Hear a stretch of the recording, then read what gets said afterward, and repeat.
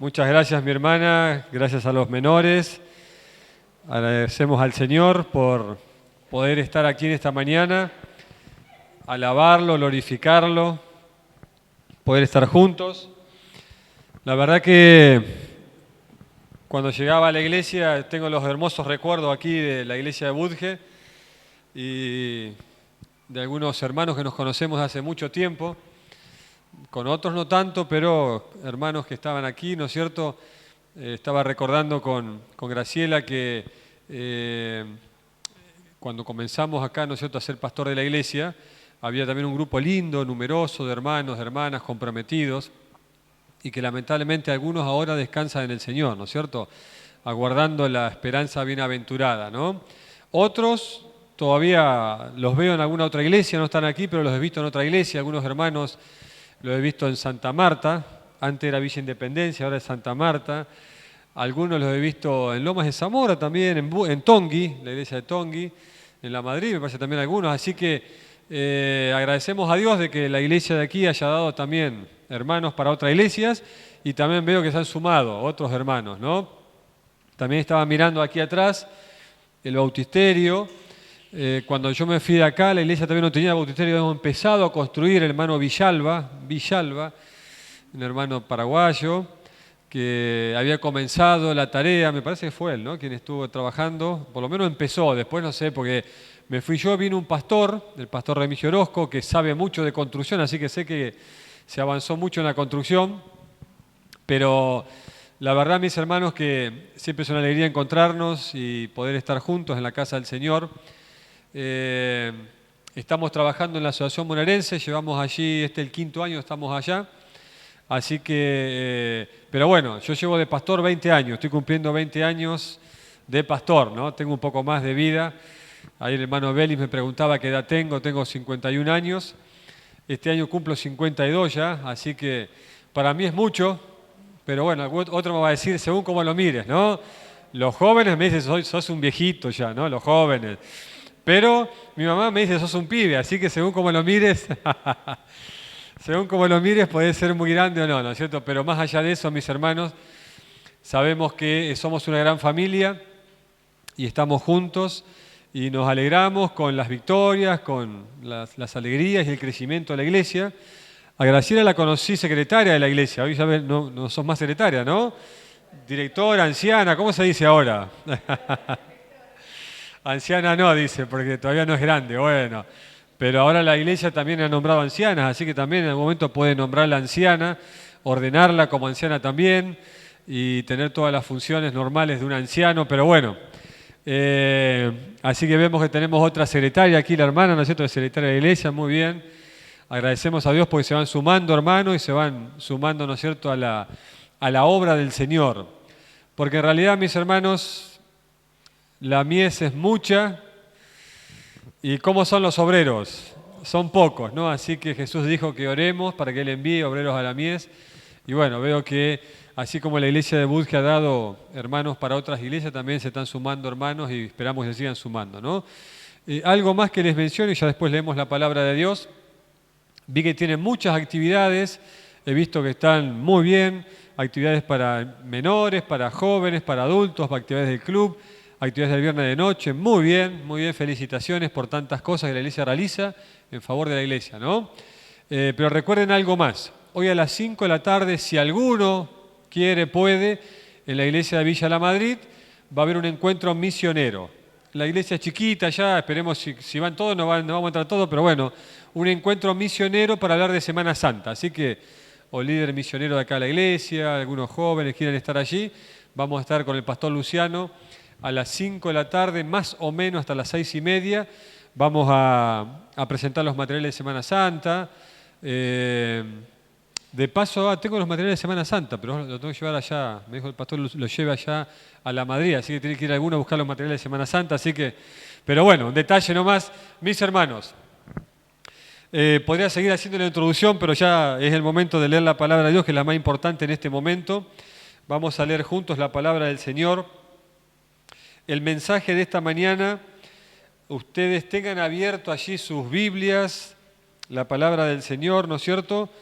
Tengan abierto en San Mateo capítulo 14. déjenme hacer alguna introducción. Estaba Cristo terminando de cerrar un día. Los días de Cristo eran muy intensos, ¿no es cierto? Esos últimos 3 años de su ministerio eran muy intensos, así que estaba el Señor terminando de despedir a la gente. Había hecho un gran milagro, había alimentado a más de 5.000 personas, porque dice la palabra de Dios que habían alimentado a 5.000 hombres, así que había hecho este milagro que ustedes conocen como la alimentación de los 5.000. Estaba terminando esa jornada, la gente comenzó a dispersarse, pero sucedió algo que no lo esperaba nadie, ¿no? En primer lugar, estos evangelios, el de Mateo, se complementan con otros, ¿no? Pero solamente se lo menciono, ¿no? Juan dice que después de este milagro intentaron nombrar a Cristo o levantar a Cristo como rey. Es decir, leyendo este comentario más lo que dicen los demás evangelios, dice que la gente comenzó a ver que Él sanaba enfermos, levantaba de la muerte a algunos y ahora multiplicó panes y peces y la gente dijo, esta es la ocasión, este debe ser nuestro presidente. Entonces quisieron levantarlo rey, coronarlo rey, ¿no es cierto? La hermana White también profundiza en este momento, en el deseo de todas las gentes. Y los discípulos también se subieron a esa idea de querer coronarlo rey a Cristo Jesús, ¿no es cierto? Ahora usted va a decir, y no hay nada de malo, por supuesto, no hay nada de malo que el Señor sea presidente en Israel, en este caso en Jerusalén también, pero Cristo no tiene un reino terrenal. Y Él, si lo coronaban rey en ese momento, iba a terminar mucho más rápida su vida.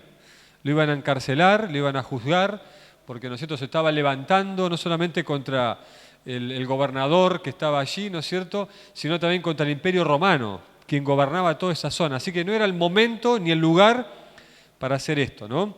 Y en ese contexto, Cristo envía a sus discípulos que suban a la barca y que lo esperen en la otra orilla. Recordemos, ¿no? Estamos hablando de el famoso Mar de Galilea, aunque con términos más exactos, la Biblia también le llama el lago de Genesaret. En realidad no es el mar, no es parte del mar, sino que es un lago, un gran lago, el lago de Genesaret. Pero no importa, si le querés llamar Mar de Galilea, está bien, la Biblia también le llama así, pues muy extenso. Estaba leyendo las dimensiones, por ejemplo. Tiene 21 kilómetros de ancho por 12 de largo. Mucho más grande que Budge, mucho más grande que quizás como el partido de todos Lomas de Zamora, ¿no? 21 kilómetros de ancho por 12 de largo. La profundidad puede llegar a tener entre 20 y 40 metros de profundidad. Interesante, ¿no?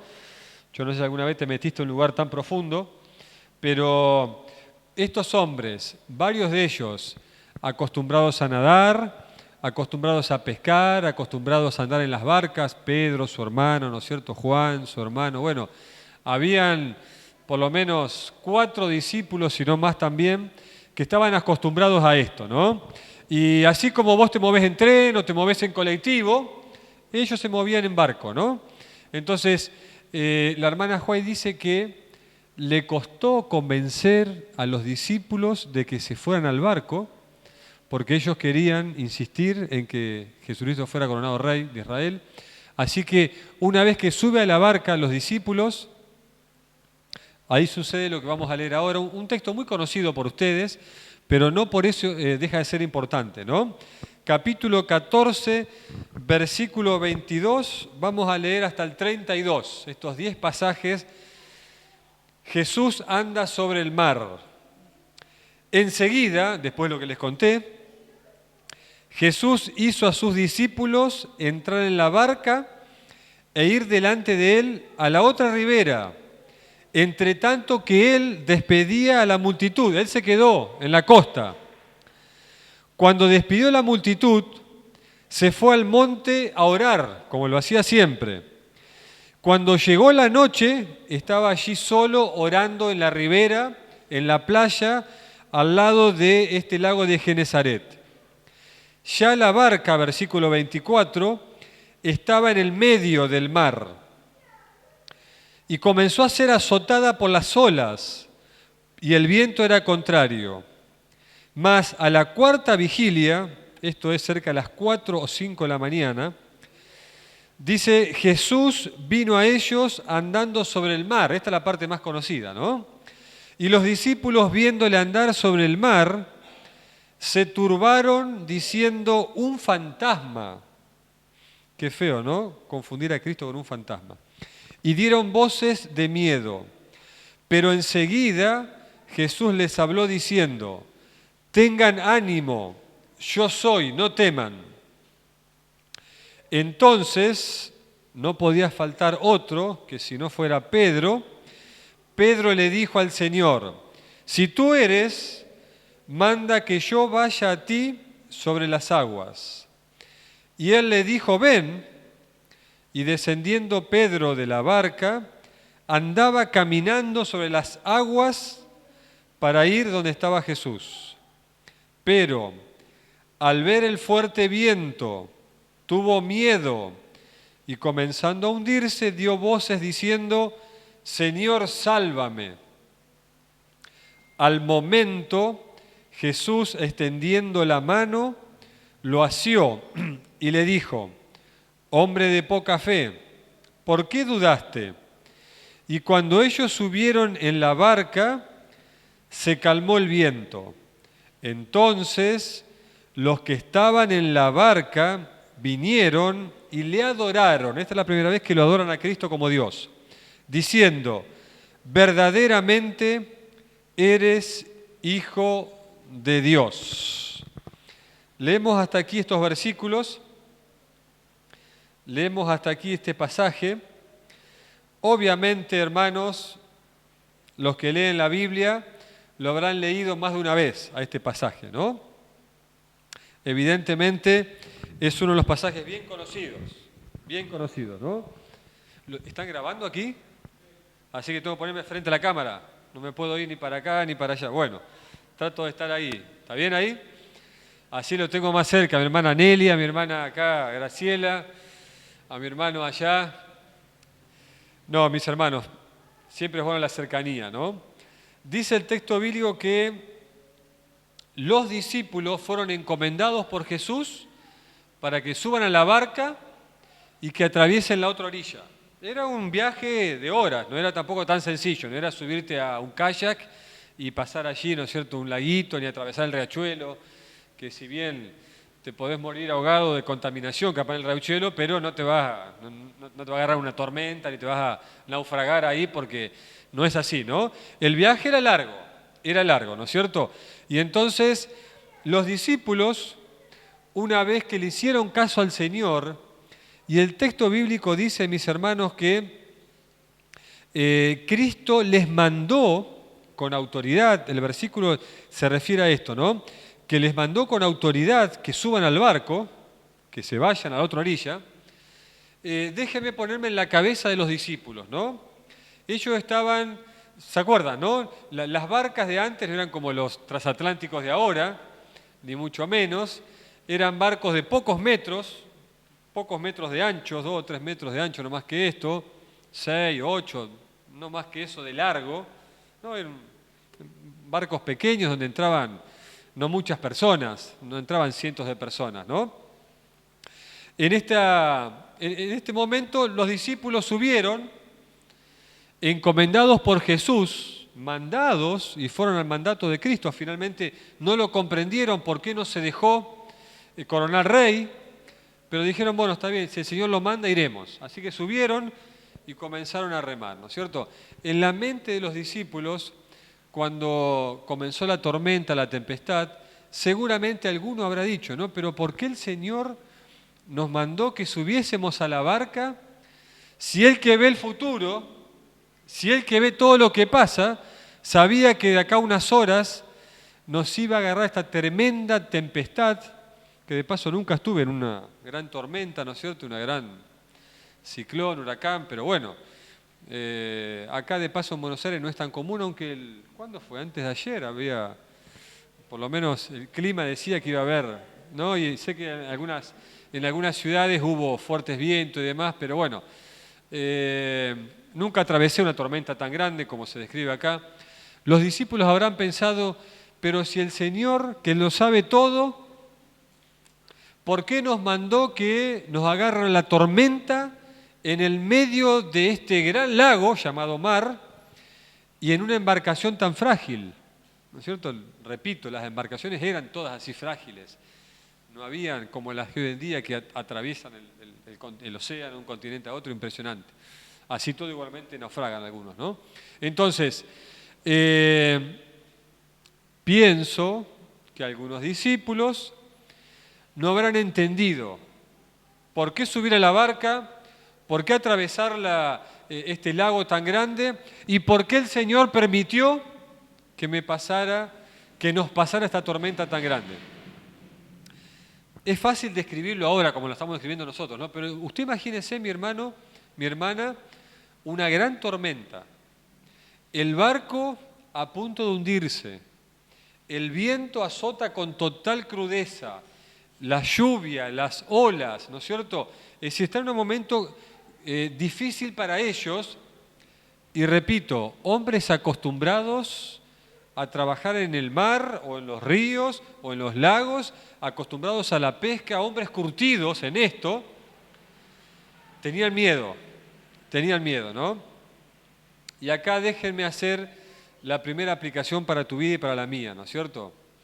Mis hermanos, habrá en algunas ocasiones en nuestras vidas en los cuales atravesemos el valle de sombra. La Biblia dice valle de sombra y de muerte, puede ser, ¿eh? Habrá momentos en la vida en los cuales un cristiano también sufre, como sufren los ateos, como sufren los no creyentes, como sufre todo el mundo. Y acá quiero ser muy claro, ¿no? El Señor no siempre evita las dificultades de sus hijos.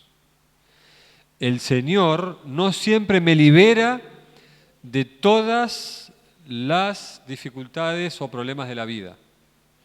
Un ejemplo, los hermanos adventistas en Ucrania hoy en día.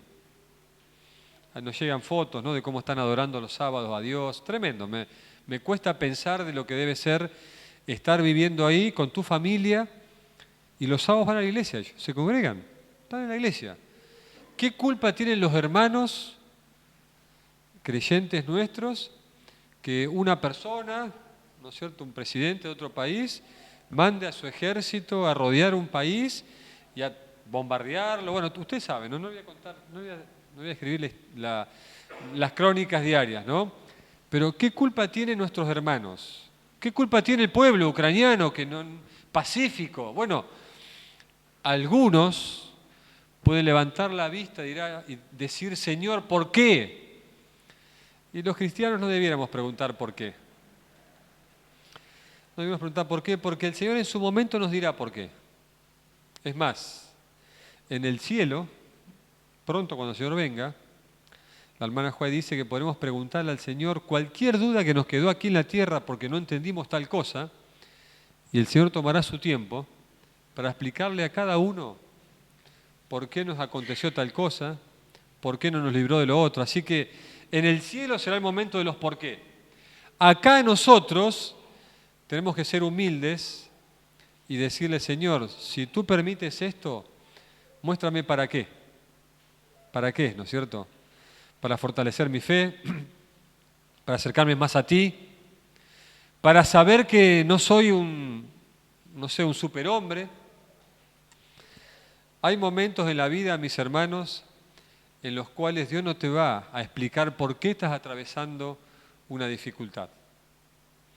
No sé cómo está tu vida hoy, capaz que estás viviendo una situación muy linda y lo digo figuradamente, ¿no?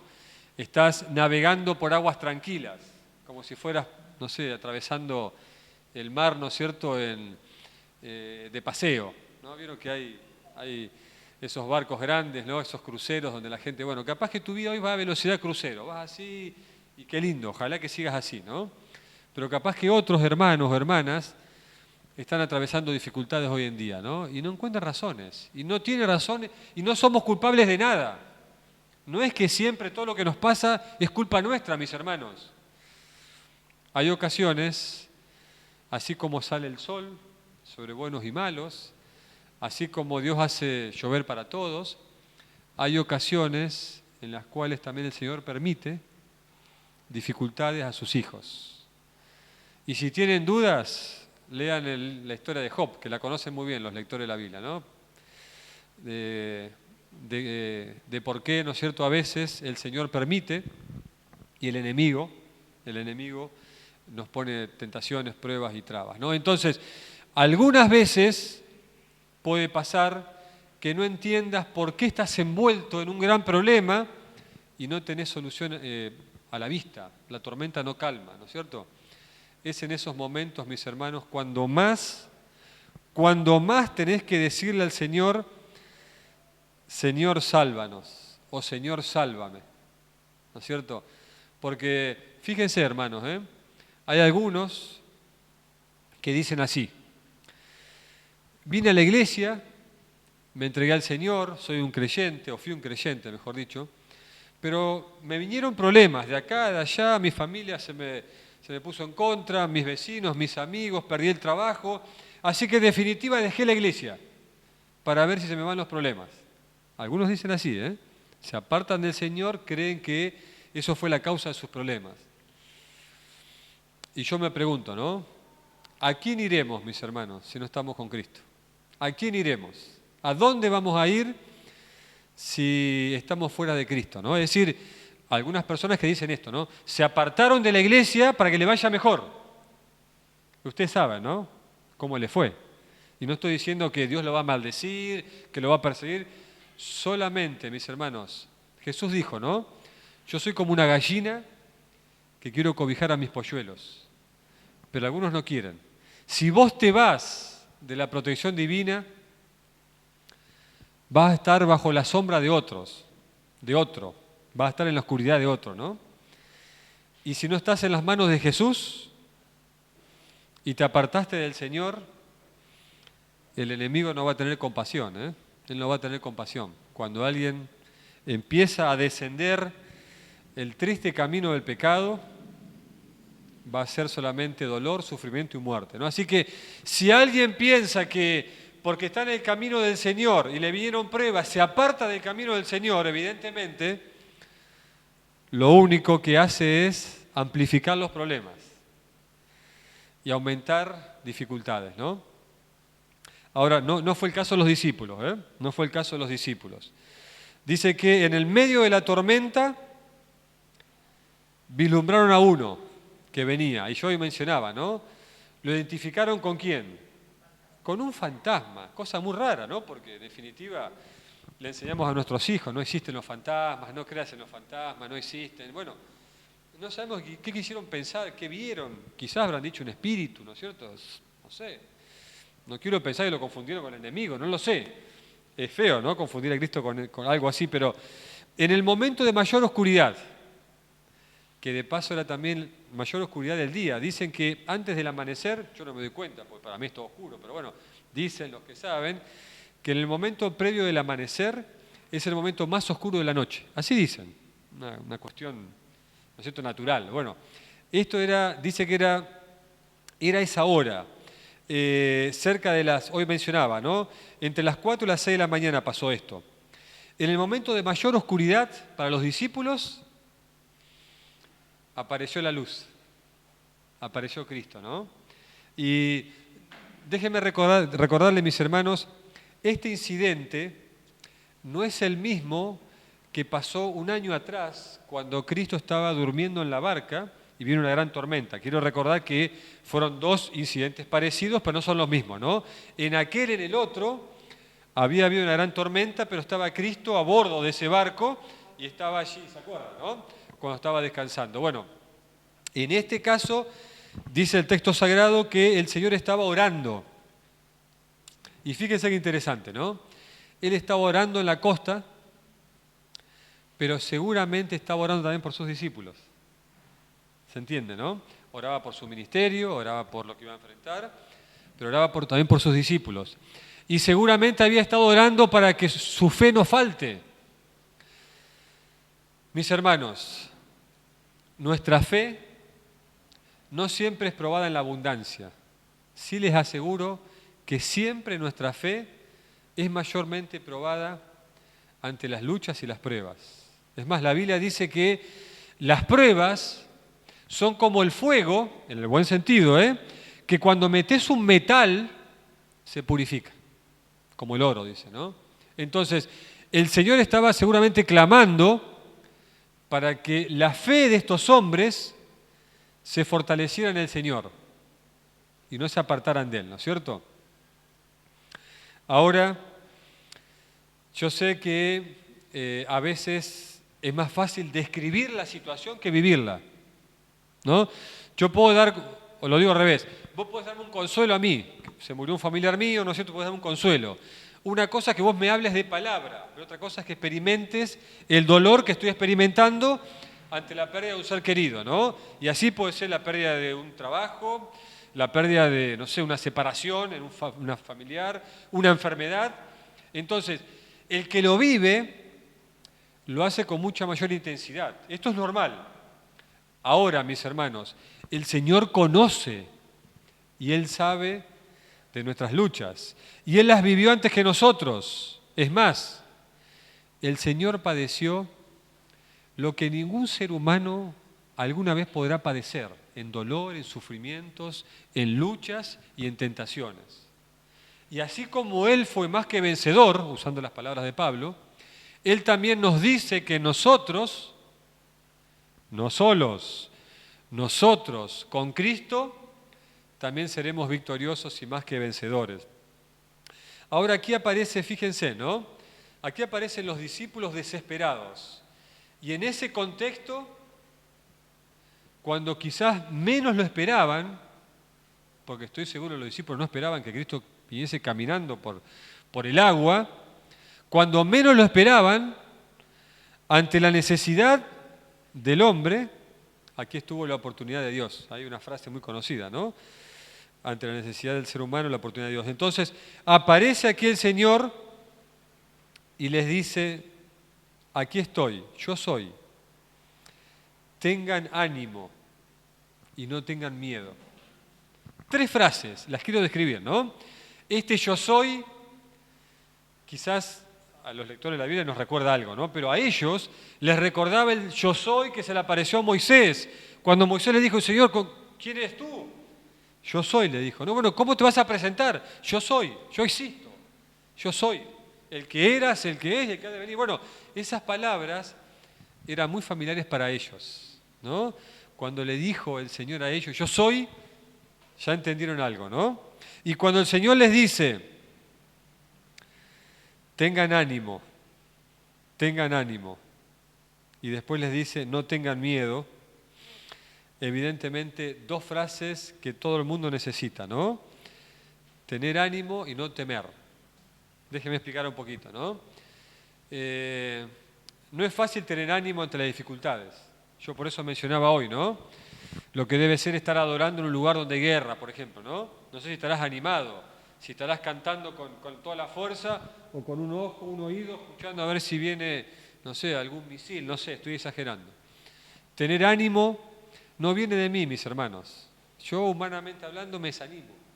Y vos también tendrás noches tristes y días, ¿no es cierto?, difíciles. Ahora, el Señor nos motiva, nos alienta, nos fortalece y Él nos da lo que necesitamos para que podamos estar fortalecidos en Él. Tenemos, dice Él, ¿no es cierto?, que tener ánimo. Y en segundo lugar, no tengan miedo. No tengan miedo, ¿no?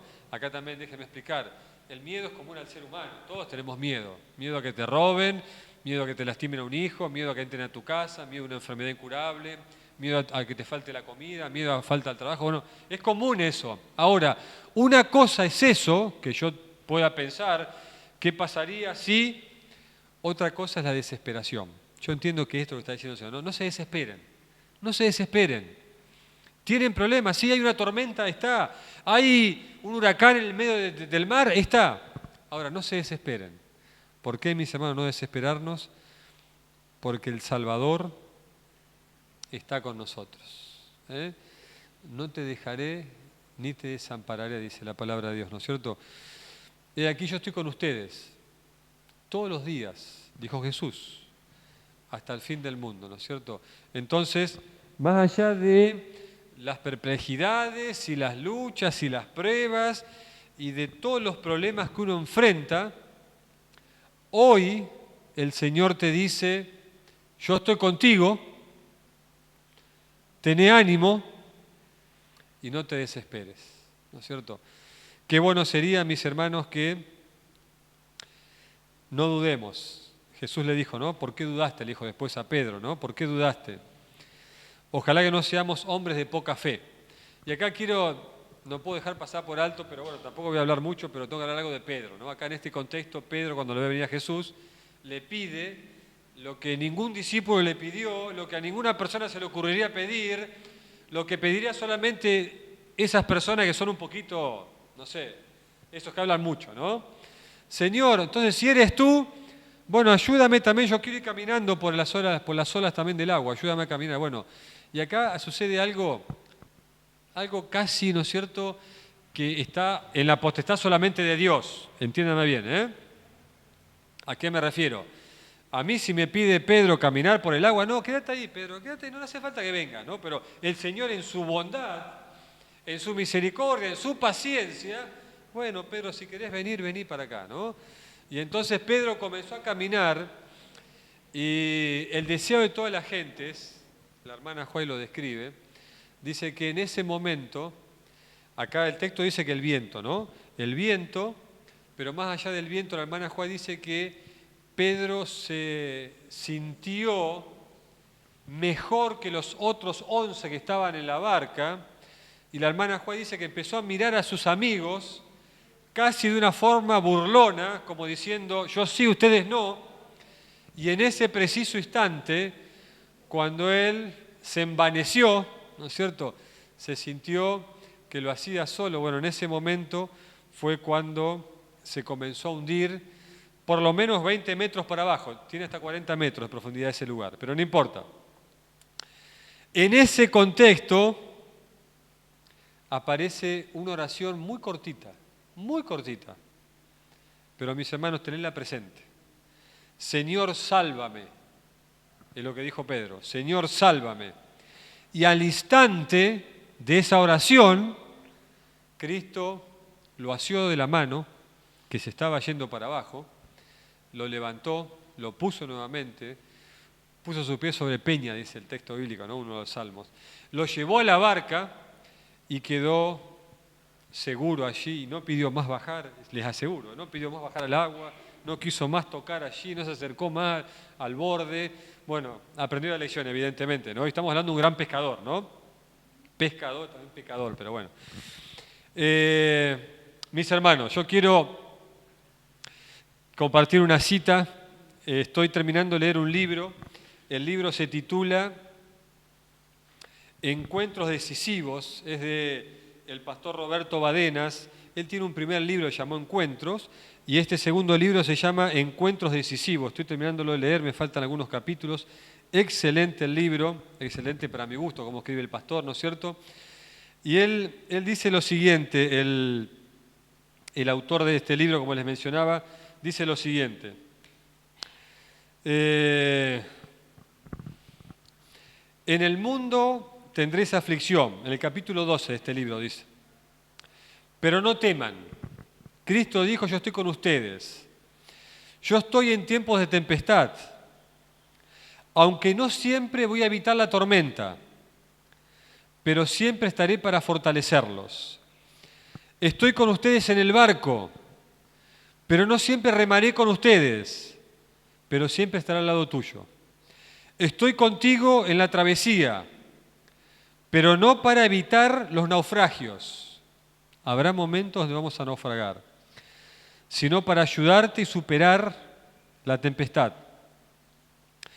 El Señor está para asegurarnos que la barca de mi vida, si dejo que Él la dirija, si le doy el timón, si yo le doy el mando, esa barca va a llegar a la orilla y va a llegar al puerto. Quizás llegue golpeada, quizás llegue atravesando una tormenta, quizás incluso llegue maltrecha, pero dice el pastor Badenas, la barca va a llegar sin haber perdido a ninguno de los que se hayan tomado de la mano de Jesús.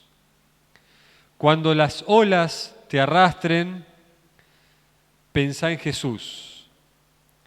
Cuando la tempestad venga a tu corazón, clama al Señor y decile, Señor, sálvame. Jesús te va a pedir que le entregues el corazón y Él se va a ocupar del resto. El Señor va a guiar el timón de tu vida si es que vos le abrís la puerta de tu corazón, porque Él está hoy llamando a tu puerta. Si alguno oye, si alguno escucha, si alguno quiere, el Salvador entrará y estará contigo, ¿no? Yo no sé si en esta mañana hay hermanos que están atravesando distintas dificultades, pero quiero comentarte, y con esto voy a ir terminando, quiero comentarte la historia de un hombre que vivió hace mucho tiempo atrás y es muy conocido, después les van a dar cuenta por qué es conocido. Un hombre que nació un año después que la hermana White, nació en Estados Unidos, nació en 1828, la hermana White nació un año antes, ¿no? Pero como punto de referencia. Él se llamaba Horacio Spafford, un nombre, ¿no es cierto?, un apellido, bueno, en inglés, él es de Estados Unidos, ¿no? Era. Un hombre nacido y vivía en Nueva York, un abogado, un activo creyente, cristiano. Recordemos, no había iglesia adventista en ese momento, así que él era de la iglesia presbiteriana, un predicador, un sincero creyente. Tenía 4 mujeres y un varón, 5 hijos, 4 mujeres y un varón. En 1873, después de haber perdido muchas de sus posesiones con un gran incendio que hubo en Chicago, era un abogado que le iba muy bien económicamente, perdió muchos de sus bienes. 1873 decide junto a su familia ir a Europa, a Inglaterra, a pasar unas vacaciones. Cuando estaba por llegar el momento de la partida, unos días antes, Horacio, por cuestiones de trabajo, se tiene que quedar en Estados Unidos y viajaría después, ¿no es cierto? Así que se embarcaron sus hijos, que de paso ya tenía 4 mujeres nomás, porque el varón había muerto tiempo atrás, de una enfermedad, tristemente. Así que su esposa, sus 4 hijas, se embarcaron y el hombre Horacio iba a ir después, ¿no es cierto? Cuando en noviembre de 1873, a bordo de un transatlántico, en medio del océano, ese barco fue golpeado por otro barco, no fue como el Titanic, ¿no es cierto?, contra hielo, contra un témpano, pero fue golpeado contra otro barco, y en cuestión de minutos el barco se hunde y las 4 hijas de Horacio, Ana de 11 años, Maggie de 9, Bessie de 7 y Táneta de 2 años, no pudieron sobrevivir y se ahogaron junto a las 226 personas que murieron ahogadas en ese momento, ¿no? Le llega por telégrafo, ¿no? En aquel momento usaba el telégrafo, le llega un mensaje a Horacio diciéndole a su esposa, solamente yo fui salvada, le dice, ¿no? Tremendo cuando, me imagino, cuando este hombre recibe este mensaje, ¿no? El próximo barco que sale de Estados Unidos lo toma Horacio, ¿no es cierto? Y cuenta la historia que mientras él iba en ese barco, no quiero pensar lo que pasaba en su corazón y en su vida, ¿no? el dolor me refiero, perder a sus 4 hijas. Cuando iba en el barco, compone las estrofas del himno 426, himno conocido que después vamos a cantar. El himno se titula Tengo paz. Si paz como un río inunda mi ser, o pruebas azotan mi fe, no importa mi suerte, seguro estaré, pues mi alma está en paz con mi Dios. Tremenda canción, mis hermanos. Lo que él escribe yendo a encontrarse con su esposa ante la tremenda y trágica pérdida de 226 personas, dentro de esas las 4 hijas de Horacio, ¿no? Paz, tengo paz. Tengo paz con mi Dios. La última estrofa dice así: Señor, apresura el día final. Las nubes partirse veré. Vendrá el Señor, la trompeta oiré. Gloria a Dios. Hoy mi alma está en paz. Lean la historia, la leí en Wikipedia, pero léanla en cualquier lugar de Google. La historia de él. Él tuvo después más hijos, gracias a Dios, tuvo algunos hijos más, pero eso no cambia nada la ecuación, ¿no es cierto? Haber perdido a estos hijos, ¿no? Pero mis hermanos, y con esto termino, ¿cómo un hombre puede escribir tan bellas palabras, nacidas del corazón, ¿no es cierto? ¿Cómo un hombre puede escribir que tenga paz en el corazón cuando estaba yendo a un duelo, ¿no? Al velatorio, a despedir a sus 4 hijas? Tremendo. Yo tengo 3 hijos. Me pasara algo así, creo que no soportaría, ¿no es cierto? No sé, emocionalmente me refiero, ¿no? No soportaría humanamente hablando. Tengo paz con mi Dios, tengo paz con mi Dios. Que en esta mañana podamos tener paz en medio de la tormenta. Que podamos disfrutar de la presencia del Señor, que podamos ser más que vencedores, y que si la puerta de las luchas, si las puertas de las pruebas hoy golpean tu vida, si las tormentas están azotando tu vida, ojalá que no temas, que sepas que Él está contigo, Jesús, y que puedas decir como dijo este hombre: tengo paz con mi Dios. Que el Señor te bendiga en esta mañana.